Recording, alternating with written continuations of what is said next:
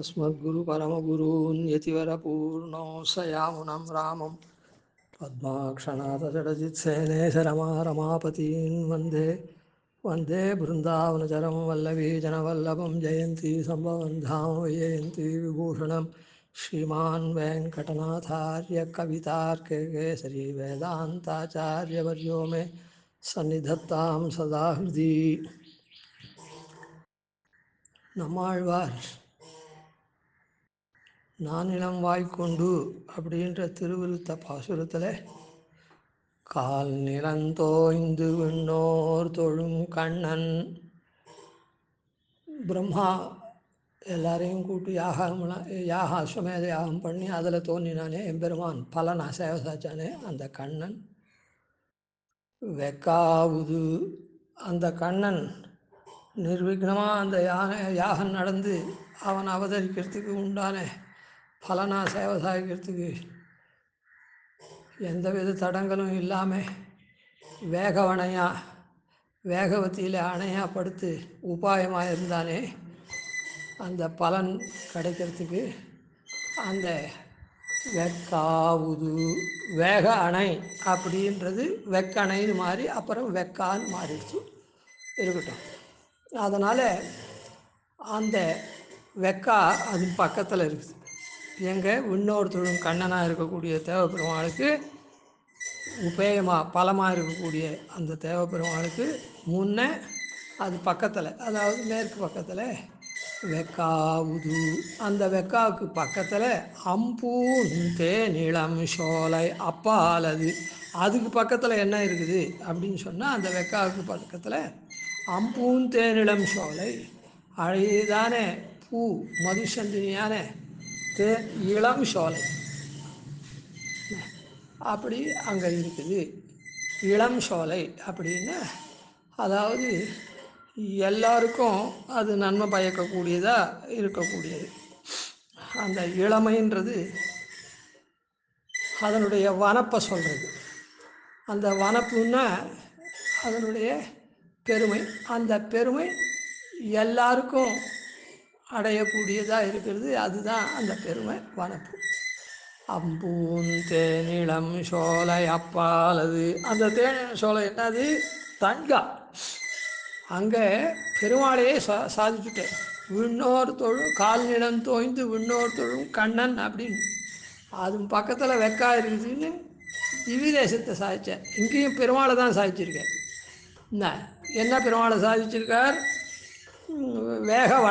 வேகவனையாக இருந்தவன் யார்? பெருமாள் தான். இந்த இடத்துல அந்த பெருமாள் இருக்க ஸ்தலத்தை அம்பூன் தேனிளம் சோலை அப்பாலது. அங்கே தேனிளம் சோலை இருக்குது.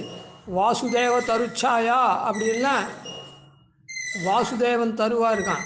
ஸ்ரீரங்கராஜ ஹரிச்சந்தன யோகதிஷ்யாம் அப்படின்னு கல்பக கொடியாக இருக்கக்கூடிய விஷ்ணு சித்தனுடைய குலக்கொடியான போதை ஹரிச்சந்திர மரம், விஷ்ணுவாகிற ஹரிச்சந்திர மரம், ரங்கராஜனாகிற ஹரிச்சந்திர மரத்தில் சுற்றின்னு இருக்கா, அழகாக இருக்கா அப்படின்னு சொன்னார். அதனால் பெருமாள் மரமாவெல்லாம் இருக்கக்கூடியவன். ஆனால் இந்த இடத்துலையும் பெருமாளை தான் சொல்லியிருக்கார் அம்பூன் தேனிளம் சோலை அப்படின்னு. ஆனால் பெருமாளை சொல்லலை. பெருமாள் மரமாக கூட இருப்பான். அதான் வாசுதேவ தரச்சால் பெருமாள் மரமாக இருந்து நமக்கு எல்லாருக்கும் நிழல் தரான். அவனுடைய நிழலில் தான் நம்மளாம் ஒதுங்கி வர்த்திக்கிறோம். அதனால் இந்த இடத்துல என்ன பண்ணார்? அந்த எம்பெருமானை அம்பூன் தேன் சோலை அப்படின்னு சொல்லியிருந்தா போகிறோம். எம்பெருமானை சொல்கிறதுன்னா இளம் சோலை அப்படின்னு சொல்லணும். இளம் சோலைன்னு சொல்கிறது சொல்லலாம். ஏன்னா எம்பெருமான் அகுமார யுவாவாய் ஸ்ருதி சொல்கிறது. பெருமாள் குமார பருவம் இல்லை, யுவ பருவம். அந்த குமார பருவம் யுவ பருவம் சேர்ற சமயத்தில் இருக்கக்கூடிய தன்மையாளனாக இருக்கான். ஏன்னா யுவான்றது ஒரு விஷயத்துக்கு சொல்கிறேன். 15 வயசுலேருந்து 40 வயசு வரையில் யுவா, 30 வயசு வரையில் யுவான்னு சொன்னால் அந்த லட்சணத்தில் இவன் 30 இருக்கானா 15 இருக்கானான்னு தெரியாது. குமாரன்னு சொன்னாக்கா 5லேருந்து 5ன்னு வச்சுக்குவோம். அது 5ல் இருக்கானா 5ல் இருக்கானான்னு தெரியாது. பெருமாள் எப்படி யுவாவாக இருக்கான், அதே சமயத்தில் யுவாவனுடைய முடிவில் இல்லை, ஆரம்ப தசையில் இருக்கான். அதனால் ஸ்ருதி சொல்கிறது அகுமார யுவாவாய் அப்படின்னு சுவாமி தேசிகன் சாட்சிருக்கு. அதாவது குமாரனும் இல்லை, யுவாவாக இருக்கான். அதாவது குமார பருவம் முடிஞ்சு யுவாவாக இருக்கக்கூடிய ஆரம்ப தசையில் இருக்கான் அப்படின்னு அர்த்தம். அதை போல் பெருமாள் இளம்னு சொல்கிறதுக்கு அந்த மாதிரி சொல்லலாமே அப்படின்னா இல்லை. யுவா பருவம்ன்றது நல்லா இதுவாக இருக்கக்கூடியது. ஒரு ராஜா யுவாவாக இருக்குச்சே தான் நாட்டை ஆள முடியும். குமாரனாக இருக்குச்சே, இளமையாக இருக்குச்சே இளவரசனாக இருக்கலாமே தவிர நாட்டை ஆள்றதுக்கு உண்டான அந்த பராக்கிரமவாதிகள்லாம் அந்த யுவ பருவத்தில் தான் வரும்.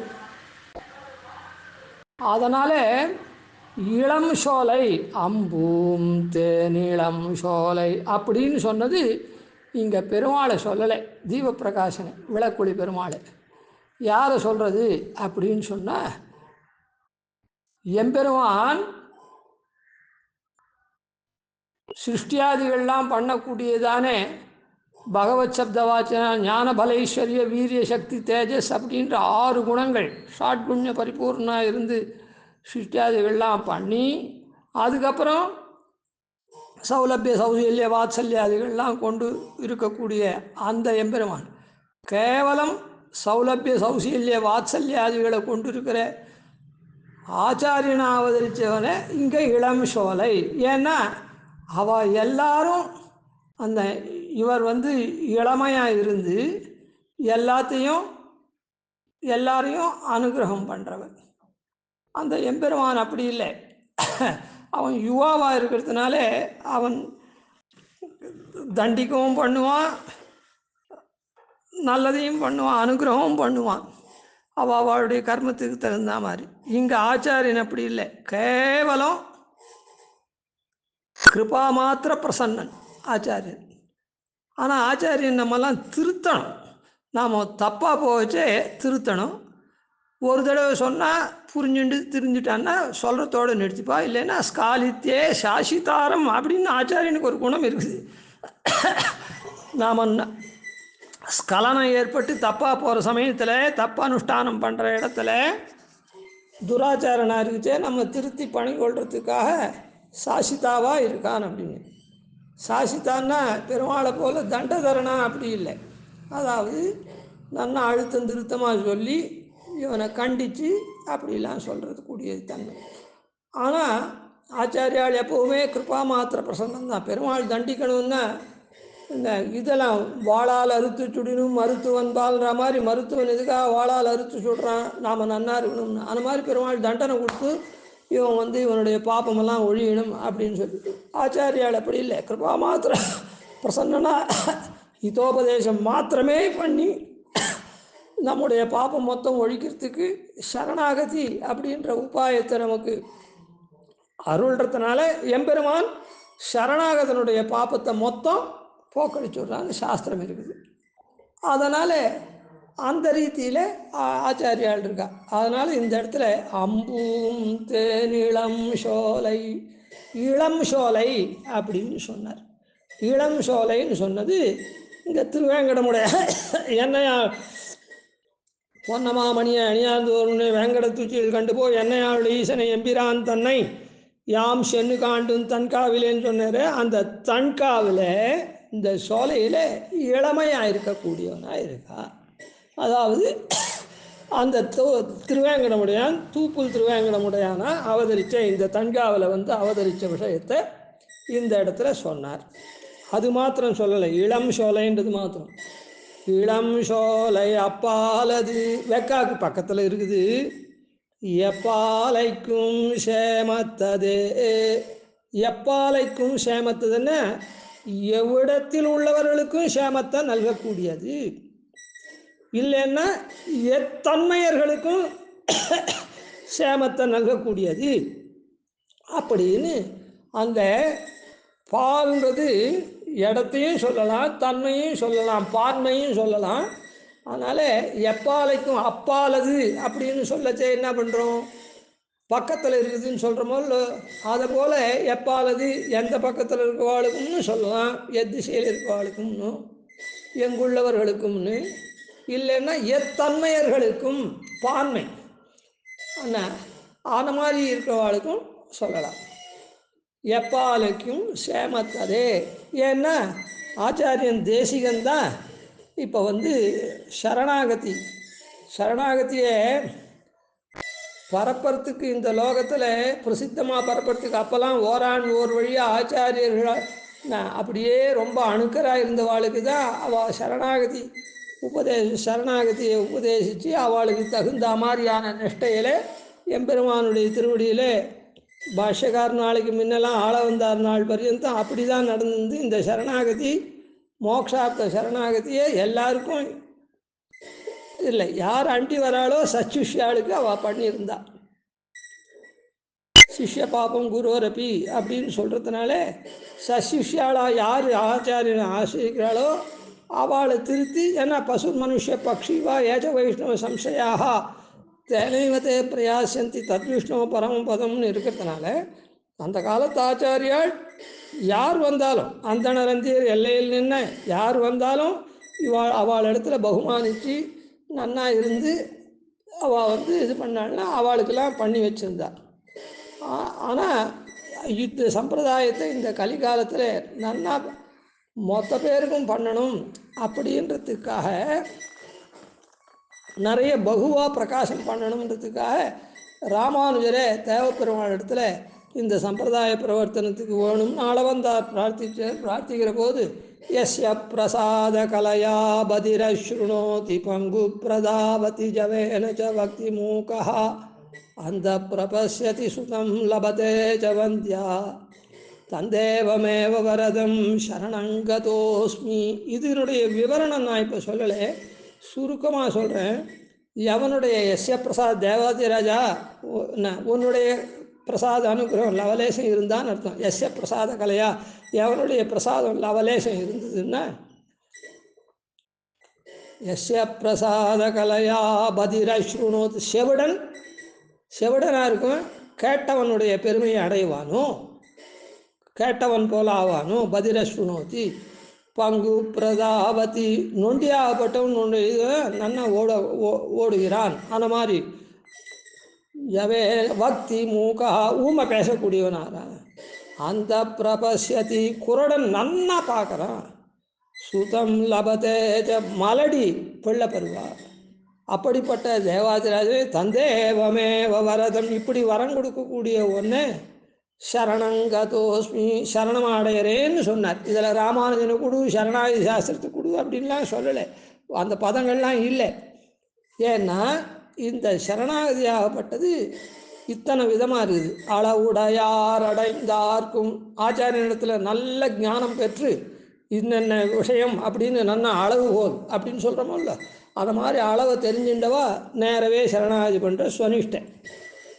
அதனுரையே கொண்டவர்க்கும் அதெல்லாம் இல்லை, ஆச்சாரியன் சொல்லி வைக்க அப்படியே அந்த வார்த்தையை சொல்கிறது உக்தி நிஷ்டை.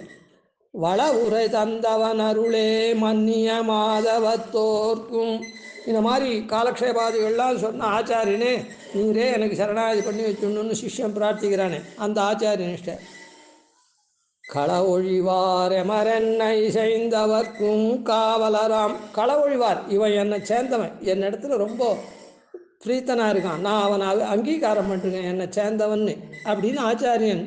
அதனால் இவன் ஆத்மாபகார குற்றம் இனிமேட்டு பண்ண மாட்டான், அவனுக்கு மோட்சம் கொடு அப்படின்னு சொன்னால் அதான் பாகவத நிஷ்டை.